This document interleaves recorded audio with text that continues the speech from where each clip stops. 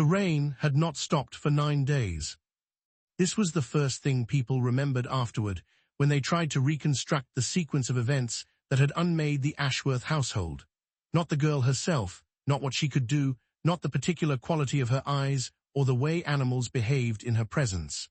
The rain, 9 days of it, beginning the morning she arrived and ending the morning she disappeared, as though the sky itself had been paying attention. Harlan Ashworth noticed the rain on the 3rd day and said nothing. He was not a man given to noticing things that did not appear in ledgers. His wife Prudence noticed it on the 5th day and mentioned it at supper, receiving in response the particular silence her husband deployed when he considered a subject beneath engagement. Their daughter Charlotte, 16 years old and possessed of her mother's perceptiveness and her father's stubbornness in equal measure, had noticed it on the 1st day and had been quietly recording rainfall measurements in the journal she kept hidden beneath the loose floorboard in her bedroom. Charlotte noticed everything. It was, in the Ashworth household of Calder County, Georgia, both her greatest attribute and her most inconvenient quality. The girl came to Ashworth Plantation on a Tuesday in March, purchased at the Milledgeville market by Harlan's overseer, a man named Prewitt Soane, who had been instructed to acquire 2 field hands capable of managing the spring planting. He had returned with 3 people instead of 2, and a look on his face that Charlotte, watching from the upstairs window, could not immediately interpret. She had seen Soane return from markets many times. She had seen his face after purchases that pleased him, after transactions that had gone badly, after the particular kind of market day that left men like Soane with the satisfied blankness of those who had exercised power without consequence. She knew his face well enough to read it the way she read weather. What she saw in it now was something she had no prior category for. He looked uncertain. Prewitt Soane had not been uncertain about anything in the 9 years he had managed the Ashworth plantation. He was a man constructed entirely of certainties, each one load-bearing, and Charlotte watched from her window with considerable interest as he stood in the yard below and appeared to be engaged in the unusual activity of reconsidering a decision already made. The 3 people he had brought stood in the yard behind him. 2 were men, field workers of the type her father had specified, large and capable-looking, and exhausted in the way of people who had traveled a long distance without adequate rest. The 3rd was a girl. She appeared to be perhaps 12 years old, though Charlotte would later revise this estimate repeatedly and never settle on a definitive answer because something about the girl resisted the ordinary measurements of age. She was slight, dressed in the rough cloth of the market, standing perfectly still in the March rain with her face tilted slightly upward, as though she found the weather interesting rather than miserable. Her eyes were open. Even from the 2nd floor window Charlotte could see that the girl's eyes were open and that she was looking at nothing in particular and everything simultaneously, with the particular quality of attention that Charlotte associated with people who were listening to something no one else could hear. Charlotte went downstairs. Her father was already in the yard by the time she reached it, having been summoned from his study by some communication Charlotte had missed. Harlan Ashworth was 53 years old, a man whose physical size had always served as a kind of argument in itself, broad-shouldered, heavy-handed, accustomed to occupying space in ways that foreclosed opposition. He stood before Soane with his arms crossed, and the expression he reserved for things that had not gone according to his specifications. "I said 2, Harlan said. "Field hands, capable men, 2. "Yes, sir." Soane's voice had its usual flatness. The 3rd was, he stopped, reconsidered. "She was included in the transaction, sir. The trader would not separate her from the lot, reduced the price accordingly." "How much did you pay for her?" "Nothing, sir. She was given at no additional charge." Harlan looked at the girl for the first time. His expression shifted in a way Charlotte could not entirely read, moving through several configurations before settling on the one he used when something did not fit the categories he had available. "She's a child." "Yes, sir." "What possible use?" "The trader said she was useful in the house," Soane said. "Kitchen work, cleaning. He was eager to include her in the transaction, sir, quite eager. There was something in the word eager that Charlotte heard clearly and that her father apparently did not. The specific quality of eagerness that indicated relief rather than enthusiasm. Someone had wanted very much to be rid of this girl. Charlotte looked at the girl directly for the first time. The girl was already looking at her. Not with the careful downward avoidance of the newly purchased, not with the watchful assessment of someone evaluating a new environment for danger. She was looking at Charlotte with a directness that was almost startling, her dark eyes holding Charlotte's gaze with an expression that contained no fear whatsoever and something that might, Charlotte thought, have been recognition. As though she had been expecting Charlotte specifically. Charlotte felt the small hairs on her arms rise. The girl's name, as recorded in Soane's transaction ledger, was listed simply as Nila. No surname, no age, no origin beyond the trader's notation. From the coast, unusual, handle with care. This last instruction struck Charlotte as remarkable when she read the ledger later that evening, having borrowed it from Soane's office under the pretense of delivering a message from her father. Traders did not typically include handling instructions with their human inventory. They included such notations for animals they considered unpredictable, for livestock with documented histories of dangerous behavior. Handle with care. She put the ledger back and sat in Soane's empty office for a moment, thinking. Nila was installed in the house kitchen under the supervision of the cook, a woman named Opal who had managed the Ashworth kitchen for 20 years and who was not, in Charlotte's observation, a woman who frightened easily. By the end of the first day, Opal had moved Nila out of the kitchen and into a small storage room off the back hallway, explaining to Charlotte's mother Prudence that the girl was disruptive to the kitchen work. Disruptive how? Prudence asked. Opal considered her response with the care of someone who has seen something they cannot explain and is attempting to describe it in terms that will not result in them being considered unreliable. The other girls won't work near her, ma'am. They say she, another pause. They say she knows things she shouldn't. Prudence's expression tightened with the specific disapproval she reserved for what she called slave superstition. What things? Told Bessie her sister in the quarters was going to have her baby before morning. Sister wasn't due for another month, ma'am. Baby came at 2 in the morning, healthy. Opal's voice was carefully neutral. Told old Marcus his cough was going to be better by Thursday. It was. She paused.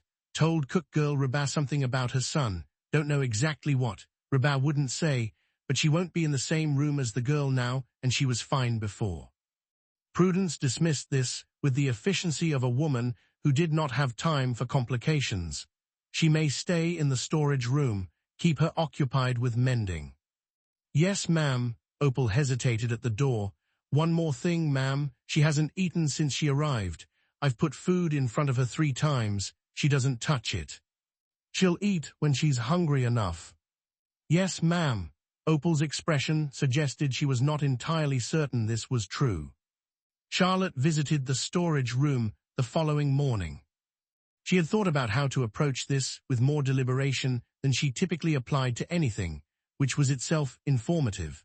Charlotte Ashworth was not a girl who thought carefully about how to approach things.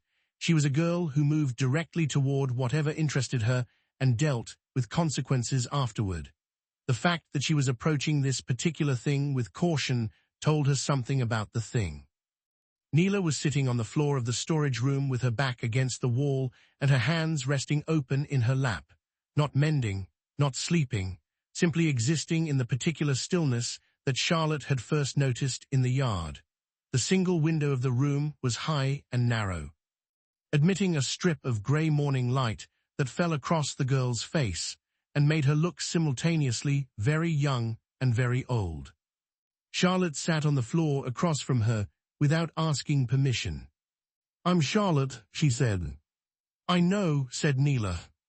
Her voice was low for a child's, carrying the faint traces of something in its cadence that Charlotte associated with the coastal gullah communities she had heard about but never encountered, that specific music of a language that had absorbed everything thrown at it and made something new from the combination. "How do you know?" Charlotte asked. "You were at the window when we arrived," Nila said.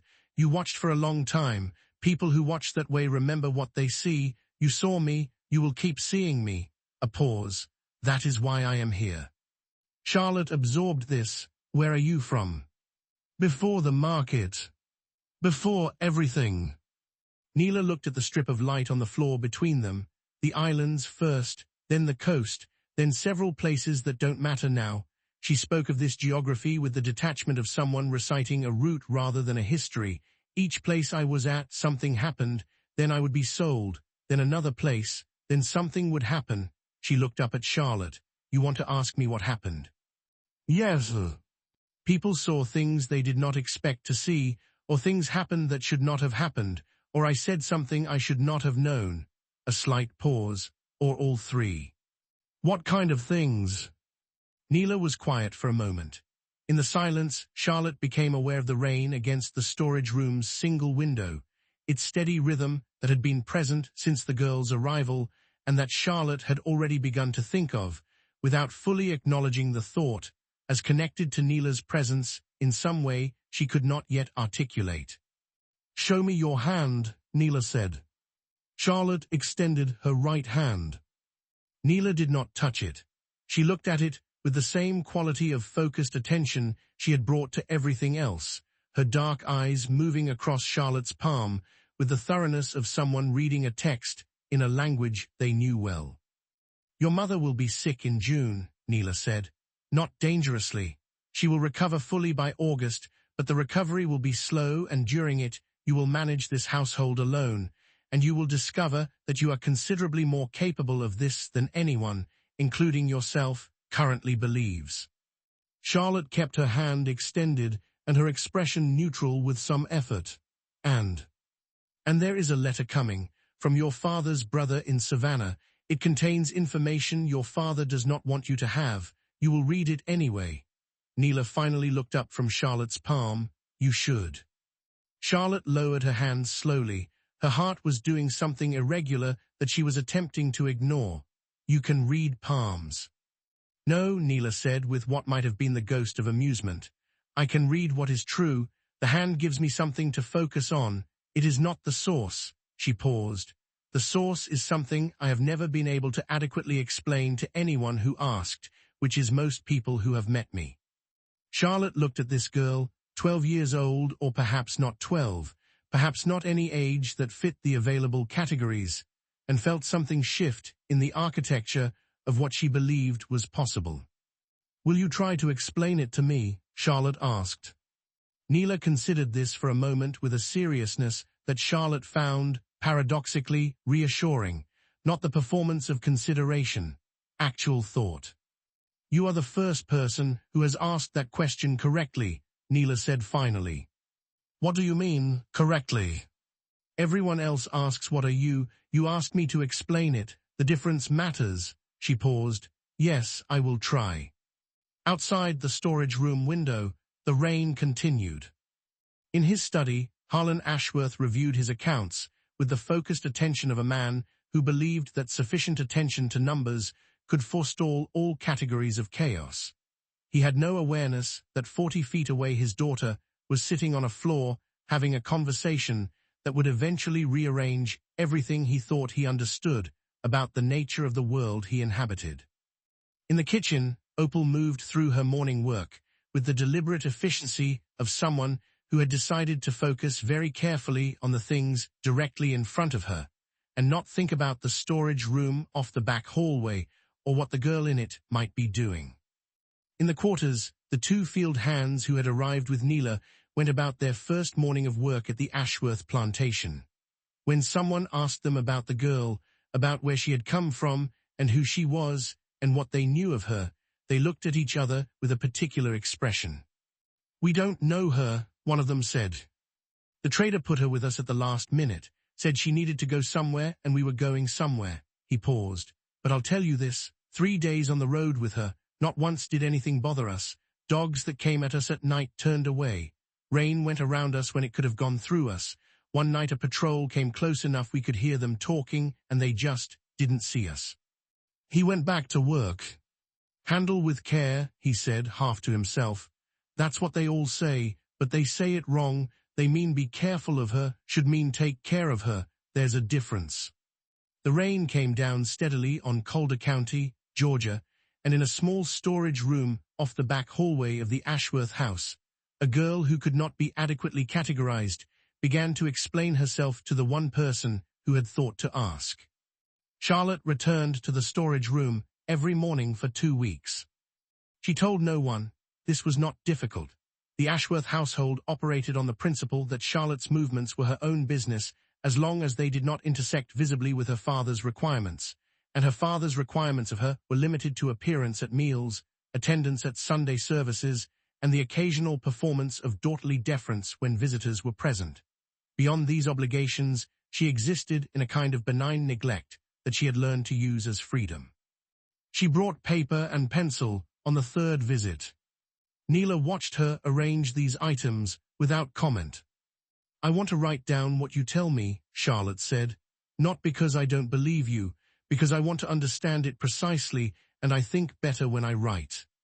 I know, Nila said, you have been writing things down since you were 8 years old, the journal under the floorboard. Charlotte looked at her steadily. You've been in my room. No, I have not left this room since I arrived.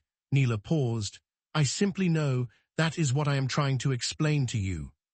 Charlotte opened her paper and wrote the date at the top, March 19th, 1837. Then she wrote what she knows and how she knows it. She looked up, start at the beginning. Nila was quiet for a moment, arranging her thoughts with the visible deliberateness of someone who had never before been asked to articulate something they had simply always inhabited. There is what people see, she began, and there is what is true. Most people see only what they expect to see. They look at the world through the shape of what they already believe, and the world obliges them by appearing to match that shape. This is comfortable. It is also inaccurate. She paused. I do not have that comfort. I see what is true regardless of what is expected. I have always seen this way. I do not know another way to see. Charlotte wrote carefully. What does that mean in practice? It means that when I look at a person, I see their actual state rather than their presented state. Their health, their fear, what they are concealing, what they do not know they are concealing. Another pause, and sometimes, not always, I see the direction they are moving, where their current state is carrying them, what is likely to happen. You see the future. I see probabilities, Nila corrected with a precision that Charlotte found immediately compelling. The future is not fixed, but people are consistent. They make the choices their natures predispose them to make, and those choices produce predictable outcomes. I see the nature clearly, which makes the outcomes visible before they arrive. She looked at Charlotte directly. You are going to ask me if I can be wrong. Can you? Yes, when people choose against their natures, it happens rarely. Most people never do it once in their entire lives. A slight pause. You do it regularly. This is why you were the first person to ask the right question. On the 6th day, Charlotte brought a book. Not for herself. She set it on the floor between them and watched Nila's eyes move to it with the particular quality of attention that Charlotte had come to recognize as the girl's version of hunger. The only appetite she reliably displayed, since she continued to eat almost nothing, and Opal had given up trying to alter this. You can read, Charlotte said. Yes. Who taught you? Nila picked up the book, turned it in her hands with a carefulness that Charlotte found moving without being able to immediately say why. A man on the 3rd plantation. He was a house servant, older. He had taught himself over many years. He taught me in exchange for... She stopped.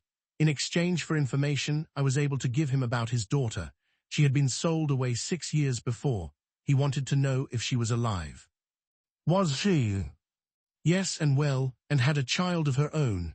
Nila opened the book to the first page. He cried for a long time when I told him, not sadly, the other kind. Charlotte watched her read the first paragraph. Her eyes moved with the quick, focused efficiency of someone for whom reading was not decoding but thinking.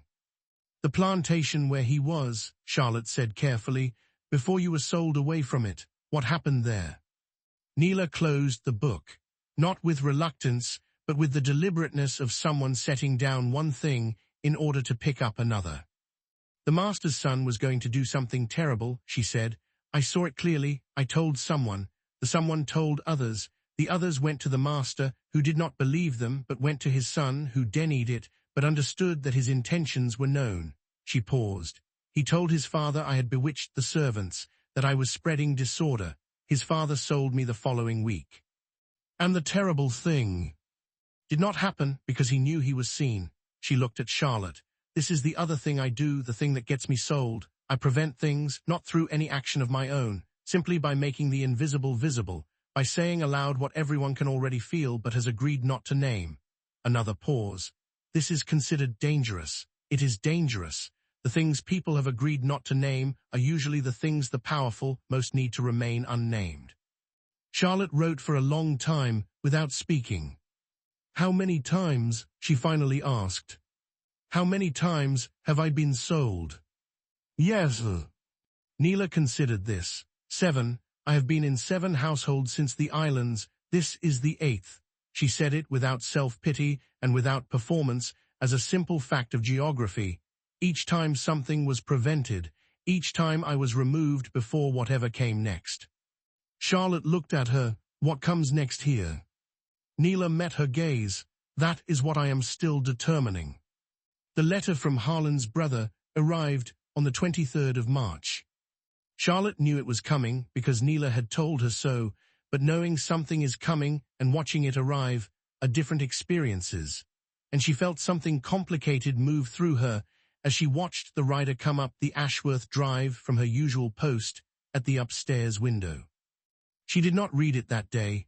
Her father took it directly to his study and locked the door, which was itself informative. Harlan Ashworth did not lock doors against correspondence that contained nothing consequential.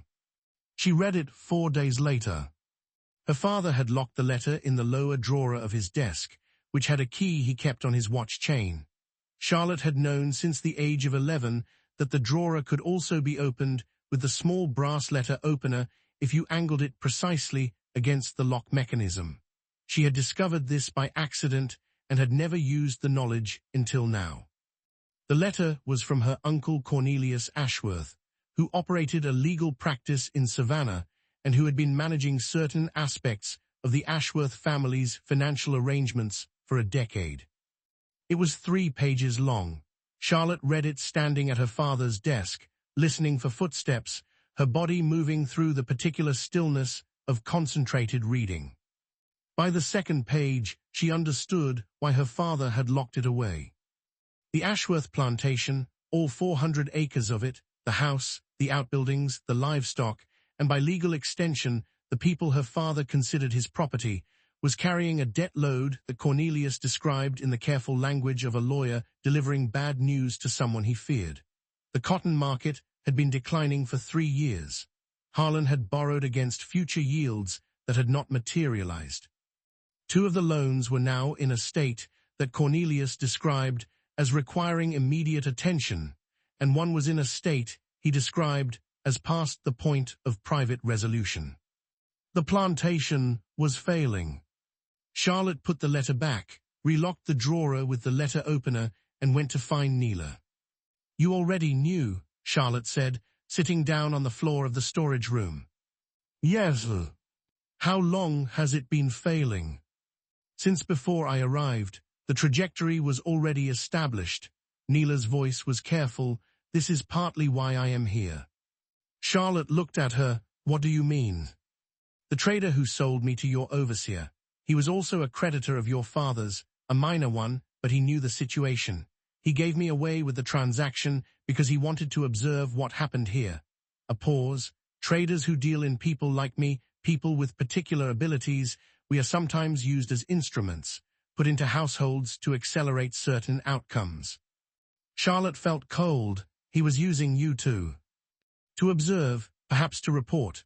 I do not know his specific intentions, and I no longer believe intentions are the most important thing to understand about a situation. Nila looked at her hands. What matters is what is actually happening, and what is actually happening is that this plantation is moving toward a crisis that your father does not yet fully understand, and your mother does not know about at all. And when it arrives, the people your father considers his property will be sold to cover the debts. The household will be dissolved. Your father will likely relocate to Savannah and begin again on a smaller scale. She paused, unless something changes the direction of the movement. Can it be changed? Almost everything can be changed, Nila said. The difficulty is that change requires people to act against their natures, and your father's nature is to deny what he cannot control until it becomes impossible to deny any longer. Charlotte sat with this for a moment. What do you see when you look at him, at my father? Nila was quiet for a long time. This particular silence was different from her others. Not the silence of collection or arrangement, but the silence of something more careful. A man who has spent his entire life constructing a version of the world in which he is central and correct, she finally said. The construction has required considerable energy and has produced considerable blindness. He does not see the people around him clearly because seeing them clearly would destabilize the construction. She paused. He is not cruel by disposition. He is cruel by convenience, which is in some ways worse because it cannot be addressed directly. And my mother. Your mother sees considerably more than she allows herself to acknowledge. She has made an accommodation with this discrepancy that costs her more than she has ever admitted. A slight pause. She will be sick in June, as I told you. During her illness, she will have a great deal of time to think. Some of what she thinks will change her. Charlotte looked at the strip of light on the floor, and me. You are the one variable in this household whose direction is not yet determined, Nila said, which is why what you do in the next several months matters more than you currently understand. The event that brought Nila to the attention of the wider Ashworth household occurred on the morning of April the 4th. It was not, Charlotte thought afterward, that it was the most remarkable thing Nila had done since her arrival. It was that it happened in front of witnesses who had not been prepared for it. Prewitt Soane had been moving through the household quarters, conducting the weekly inspection he performed every Monday, a process Charlotte had always found distasteful in its specific combination of thoroughness and indifference. He moved through the enslaved people's living spaces with the detached efficiency of a man checking inventory, noting what required attention and what could be ignored for another week. He had reached the back hallway when he stopped. Charlotte was near enough to observe from the kitchen doorway. She saw Soane stop, walking with the abruptness of someone who has been interrupted mid-thought, though no one had spoken to him. He stood very still for a moment. Then he turned. Nila was standing in the doorway of the storage room. She had opened the door without Charlotte hearing it, which should not have been possible given that the door hinges had a consistent complaint that Charlotte had navigated carefully on every one of her morning visits. She was looking at Soane, not with the downward avoidance of the household's other enslaved workers when the overseer was present, directly, with that quality of clear and total attention that Charlotte had come to understand was not boldness or defiance, but something more fundamental, simple seeing. Soane stared at her. What are you looking at? His voice had its usual flatness, but underneath it something else moved, something Charlotte recognized from her study of his face in the yard on the day of arrival. Nila said nothing for a moment, then, very quietly, your hand. Soane looked down at his right hand, involuntarily. You should have Dr. Pembrook look at it, Nila said. The darkness under the nail of the second finger, it has been there for 3 weeks. You have been telling yourself it is nothing. She paused. It is not nothing. If you wait another month, it will be considerably more difficult to treat. The hallway was absolutely silent. Soane stood motionless with his eyes on his right hand. Then he looked up at Nila with an expression that Charlotte could not categorize, not anger, not fear, something that contained elements of both and resolved into neither. He walked away without speaking. Opal appeared from the kitchen behind Charlotte, having observed the entire exchange from a different angle. Lord have mercy, Opal said quietly. Charlotte looked at her. He has been favoring that hand for a month, Opal said. Everybody in this house noticed it. Nobody said a word because you don't say words like that to Soane. She shook her head slowly. That child just said it plain as weather. Soane went to Dr. Pembrook that afternoon. Charlotte learned this from the stable hand who drove him and who relayed the information through the household's communication network with the efficient speed that enslaved people maintained as a matter of survival. Dr. Pembrook had confirmed an infection of the nail bed that had advanced further than was comfortable and had treated it with urgency. Soane returned to the plantation in the early evening and went directly to his quarters without speaking to anyone. He did not speak to Nila. He did not report the incident to Harlan Ashworth. Charlotte found this last fact most interesting of all. Soane reported everything to her father. It was the central mechanism of his usefulness and the primary source of his authority in the household. His value was information delivered accurately and promptly. He had witnessed something that should, by every established pattern, have gone directly to Harlan Ashworth by the end of the day. He had said nothing. Charlotte sat in her room that evening and thought about this for a long time.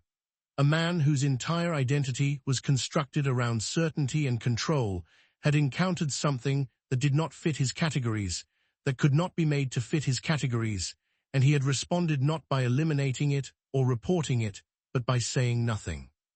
Because saying something would have required acknowledging that the something existed. And if it existed, other things he had decided did not exist might also exist, and the entire architecture of his certainties would require examination. She understood this impulse completely. She had felt it herself on the first day in the yard, when Nila had met her eyes through the rain, and she had felt the hairs rise on her arms. The difference was that Charlotte had gone to the storage room the following morning. She opened her journal and began to write. Dr. Erasmus Pembrook came to Magnolia, to the Ashworth plantation, on a Wednesday. He had not been summoned for Soane's hand, which was recovering adequately under the treatment he had prescribed. He had been summoned by Harlan Ashworth for an entirely different purpose, and Charlotte, who had overheard the conversation that produced the summons, understood that what was coming was something she had been anticipating and dreading in equal measure since the morning of Soane's encounter in the hallway. Word had reached her father. Not from Soane, whose silence had held for 2 weeks with a consistency Charlotte found both admirable and telling. It had come from a different direction entirely, from one of the house servants who had been present when Nila told old Marcus his cough would resolve by Thursday, and who had mentioned it in the course of a conversation with Prudence Ashworth about household matters. Prudence had mentioned it to Harlan with the careful neutrality of a woman delivering information she considered her duty to share, and whose implications she preferred not to examine personally. Harlan had reacted with the precise response Charlotte had predicted to herself when she imagined this moment. Not curiosity, not concern, the specific variety of irritation that she associated with her father encountering things that required him to categorize them and finding the available categories inadequate. He had sent for Pembrook. Dr. Erasmus Pembrook was 46 years old, Georgia-born, educated at the University of Edinburgh, and possessed of a commitment to empirical method that he considered his defining characteristic, and that people who knew him well considered his most reliable limitation. He was not unintelligent. He was, in fact, considerably more intelligent than most of the men in Calder County, a fact he was aware of and managed with only partial success. His limitation was not intelligence, but imagination. He could examine what was in front of him with exceptional precision. He had genuine difficulty conceiving that something might exist which did not fit the framework his education had provided for understanding the world. Charlotte watched him arrive from her window and felt something she recognized as protectiveness, which surprised her, as it was not an emotion she had much prior experience directing toward other people. She went downstairs before he reached the door. Her father received Pembrook in the study. Charlotte positioned herself in the hallway outside with a book she was not reading and the practiced expression of someone engaged in innocent occupation. Through the door she heard her father explain the situation with the particular combination of embarrassment and command that he deployed when asking for help with things he considered beneath requiring help. A slave girl, unusual behavior, making predictions, unsettling the household staff.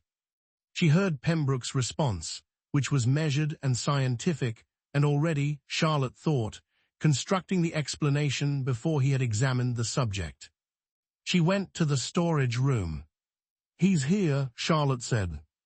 Nila looked up from the book she had been reading, the third Charlotte had brought her, moving through them with a speed that Charlotte had stopped finding surprising.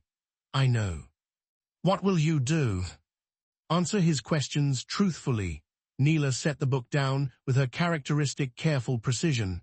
"What else would I do?" "You could not show him anything, be ordinary, make him think there's nothing here." Nila looked at her with an expression that was not quite amusement and not quite sadness, but contained elements of both. "I have done that, in other households, when I was younger and believed that concealment was a sustainable strategy." She paused. "It is not. The truth has a way of surfacing regardless of what you do with it, and hiding it requires a constant expenditure of energy that leaves you with very little for anything else." Another pause.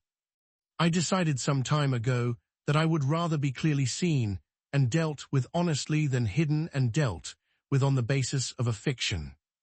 Charlotte sat down on the floor. "Even if being clearly seen gets you sold again." "I have been sold 7 times for being hidden," Nila said. "I have not yet tried being visible." She picked up the book again. "Perhaps the results will be different." Charlotte wanted to say something further, but the sound of footsteps in the hallway outside told her that the examination had been arranged sooner than she had anticipated. She stood, brushed her dress, and was holding her book with the appearance of casual occupation when her father opened the storage room door. "Charlotte," his expression carried the specific displeasure of a man encountering his daughter somewhere unexpected. "What are you doing here?" "Reading," Charlotte said. It was technically true. "Go to the parlor."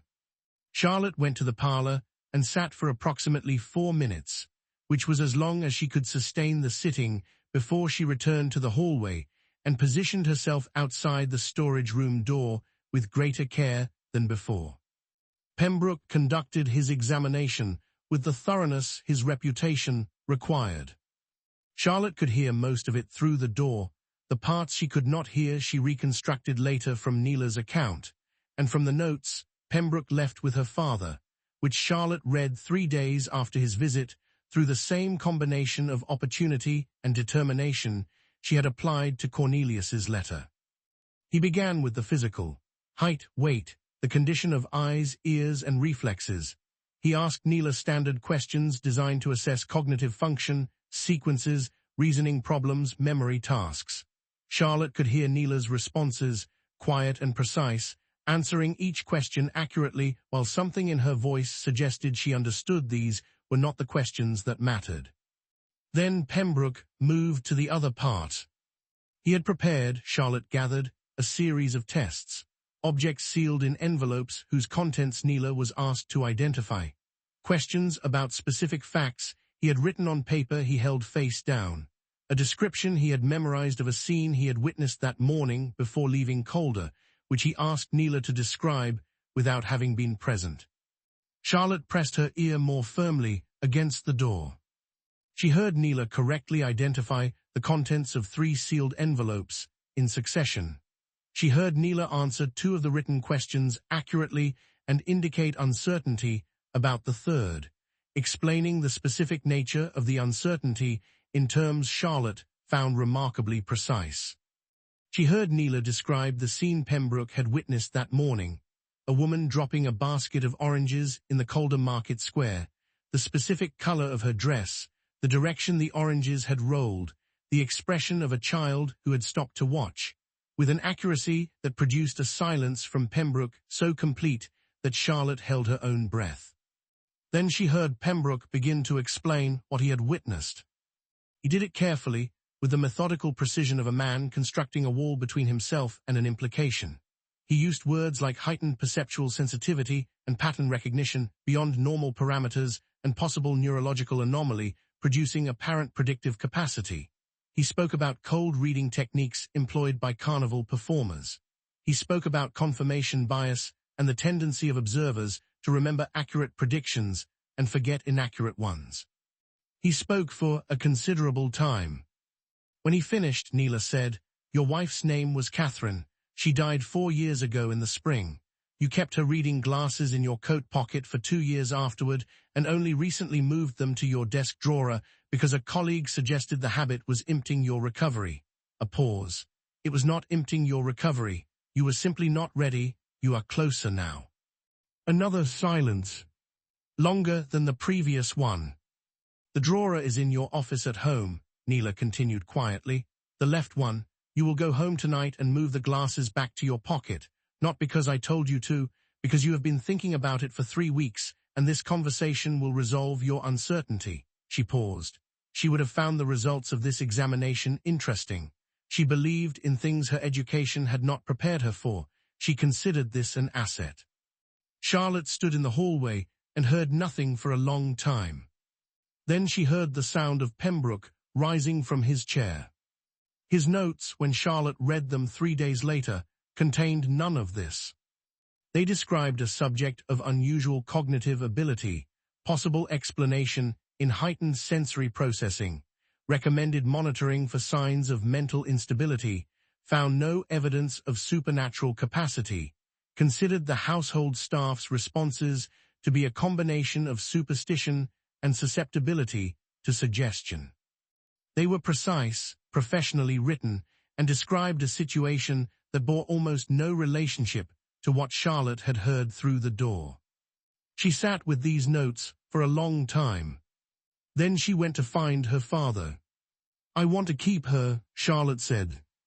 Harlan Ashworth looked up from his desk with the expression of a man who has been presented with a sentence whose individual words he understands, but whose combination he does not. "I beg your pardon. Nila, the girl you had Pembrook examine, I want her assigned to me as my personal attendant." Charlotte kept her voice carefully level, deploying the tone she had observed her mother use successfully when making requests her father initially resisted. Not demanding, not pleading, presenting a reasonable proposition to a reasonable man. "Pembrook found nothing remarkable," Harlan said, which told Charlotte that Pembrook had reported his findings to her father in approximately the same terms as the written notes, and that her father had accepted this framing with the relief of someone offered a comfortable explanation. "I know," Charlotte said, "but she reads well and she is quiet and she would be useful to me."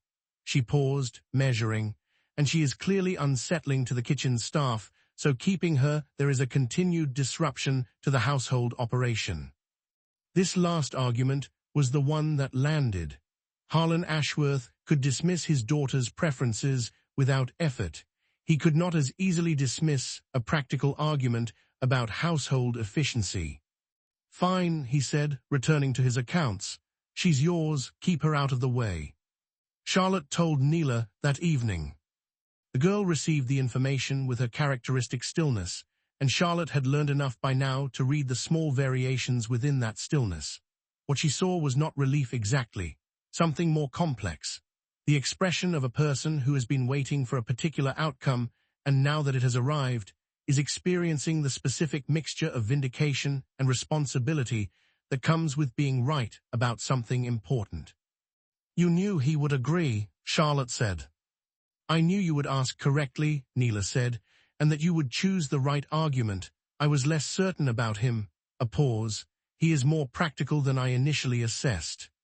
Charlotte sat down. Pembrook's notes. He described everything but what actually happened. "Yes. Why, he's an empiricist. He prides himself on accurate observation." Nila looked at the strip of light that had become, over the weeks, a kind of constant in their conversations. Because accurate observation produces data that requires explanation, and his framework has no explanation available. A man in his position has 2 choices when he encounters something that doesn't fit his categories. He can expand the categories, which requires dismantling much of what he has built his identity around, or he can describe what he sees in terms that fit the existing categories, even if the description is inaccurate. She paused. Most people choose the second. It is considerably less expensive in the short term. And in the long term? In the long term, reality has a way of becoming insistent regardless of how carefully it has been misdescribed. Charlotte opened her journal. He went home and moved the glasses back to his pocket, she said. It was not a question. Yes. How do you know? Because he is not actually a man who chooses the comfortable fiction when the uncomfortable truth involves someone he loved, Nila said. He chooses it for other people, not for her. She paused. He is more interesting than his notes. The summer arrived with the brutal efficiency of Georgia summers, heat that built through June until the air itself seemed to have weight, pressing down on the county with a patience that outlasted everyone's ability to adapt to it. Prudence Ashworth fell ill in the second week of June. Exactly as Nila had said. It was a fever, persistent and debilitating, that confined her mother to her bedroom for 6 weeks and required Charlotte to manage the household with a completeness she had not previously been asked to demonstrate. She found, exactly as Nila had predicted, that she was more capable of this than anyone had believed, including herself. She managed the accounts, directed the house servants, handled the correspondence her father could not be troubled to address, and did all of it with a competence that she observed her father registering with something that moved across his face too quickly to name, but that Charlotte chose, privately, to interpret as reassessment. Nila moved through these weeks at Charlotte's side, officially as her attendant, actually as something considerably more difficult to categorize. She said nothing during Charlotte's management of the household that was not asked for, but when asked, what she said was precise and useful, and carried the specific value of information delivered by someone who saw the actual situation rather than the presented version of it. She told Charlotte which of the house servants were concealing genuine capability behind performed incompetence, a discovery that allowed Charlotte to redistribute tasks with a logic that improved household function considerably. She told Charlotte which of her father's business correspondents were reliable and which were maneuvering toward positions that would not serve the Ashworth interests, information Charlotte used carefully in the letters she drafted for her father's signature. She told Charlotte 3 days before it happened that her father was going to make a financial decision that would worsen rather than improve the plantation's debt situation, giving Charlotte enough time to arrange for Cornelius to be contacted with information that resulted in a different decision being made. None of this was visible. None of it appeared in any record. A 16-year-old girl managing a household during her mother's illness, making sensible decisions, handling correspondence efficiently. Nothing remarkable. Nila was never mentioned. This was by design and by agreement. Charlotte had understood early that Nila's utility depended entirely on her invisibility, and that the particular cruelty of the situation was that the most important person in the Ashworth household during those summer months could not be acknowledged as such without destroying the conditions that made her presence possible. She had said this to Nila directly one evening in late July, unable to contain the injustice of it any longer. Nila had looked at her for a moment. "This is not new information to me," she said, with a gentleness that made the words land harder rather than softer. "I have never been acknowledged as what I was in any household I have been in. I have been sold 7 times. I have been called cursed and bewitched and dangerous and occasionally useful. I have been examined by physicians and tested by skeptics and prayed over by preachers." She paused. "You are the first person who has written down what I actually said and thought about it seriously. This is already more than I had before." Charlotte looked at her journal, which had accumulated 40 pages of closely written notes over the preceding months, a document she had no idea what to do with and was unable to stop adding to. "It's not enough," Charlotte said. "No," Nila agreed. "It is not, but it is what is available, and I have learned not to reject what is available because it is not what should be." Prudence recovered in August, as predicted. She returned to the management of the household with a quietness that Charlotte observed was different from her previous quietness. Not the managed silence of a woman maintaining careful accommodation with difficult truths. Something more like the stillness of a person who has spent 6 weeks in bed thinking and has arrived at conclusions they are still deciding what to do with. She asked Charlotte one evening in early September to walk with her in the garden. They walked for a while without speaking. The heat had broken finally, and the evening air carried the first suggestion of autumn, the particular Georgia twilight that softened everything to amber and made the landscape briefly beautiful in a way that felt almost like apology. "The household ran well," Prudence said, "while I was ill. I tried to manage it adequately," Charlotte said carefully. "You did more than adequately." Her mother paused at the rose bed, touching a late bloom with her fingertips. "I have been asking the servants about it, quietly, trying to understand how you made certain decisions, the account management, the correspondence." She turned. "Opal tells me you spent a great deal of time with the girl, the one from the market." Charlotte held her expression steady. "She was assigned to me as an attendant." "Yes," Prudence looked at her daughter with the eyes of a woman who had been seeing more than she acknowledged for 20 years and had recently decided to stop managing that discrepancy. "Charlotte, tell me about her, truthfully." Charlotte looked at her mother for a long moment. Then she told her. Not everything, not the 40 pages of journal notes or the specific incidents or the detailed theory of what Nila could do and how she did it, but the essential truth of it, delivered simply and without either apology or embellishment. She told her mother what she had witnessed and what she had concluded from witnessing it. Prudence listened without interruption. When Charlotte finished, her mother was quiet for a considerable time.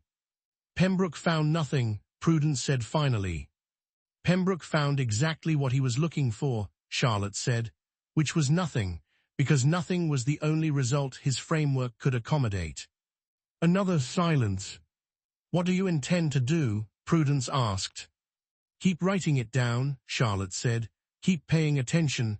Make sure she is not sold again, as long as I have any capacity to prevent it." She paused. "And eventually, when I understand it better, find a way to put what I understand somewhere it will not be lost." Prudence looked at her daughter with an expression Charlotte had not seen before and could not immediately name. Something that contained recognition and sorrow, and something that was possibly, quietly, pride. "Your father cannot know the extent of it," Prudence said. "I know. And the girl, she is well." Charlotte thought about this seriously, because it deserved a serious answer. "She is as well as a person can be who has been sold 7 times and examined like a specimen and called cursed by people who were frightened of her," she said. "She reads everything I bring her. She thinks carefully about things. She is," Charlotte paused, finding the right word. "She is intact, remarkably intact." Prudence nodded slowly. They stood together in the garden as the light finished fading, the roses closing around them in the early autumn evening. "Keep writing," her mother said finally. "Whatever else happens, keep writing it down." Nila stayed at the Ashworth plantation for 3 more years. She was never sold again, though there were 2 moments when the possibility was raised. Charlotte managed both of them, once through direct argument with her father, and once through the more indirect means that Nila had taught her, which was to say by ensuring that the person proposing the sale understood what they were actually proposing before they proposed it formally. She never became visible in the ways that mattered to the world outside the Ashworth household.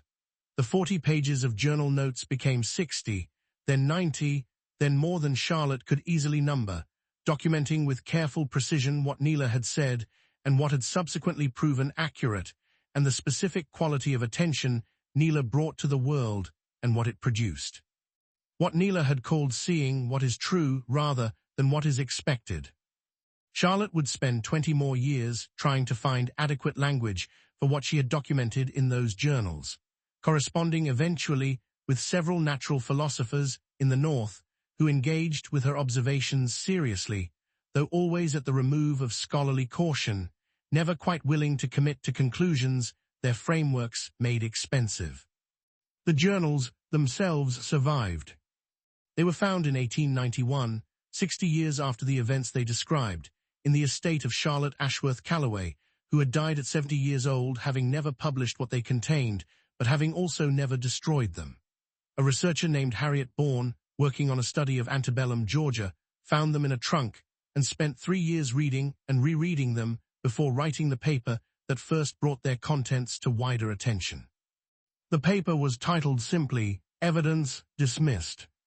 It was not widely read, but it was not lost.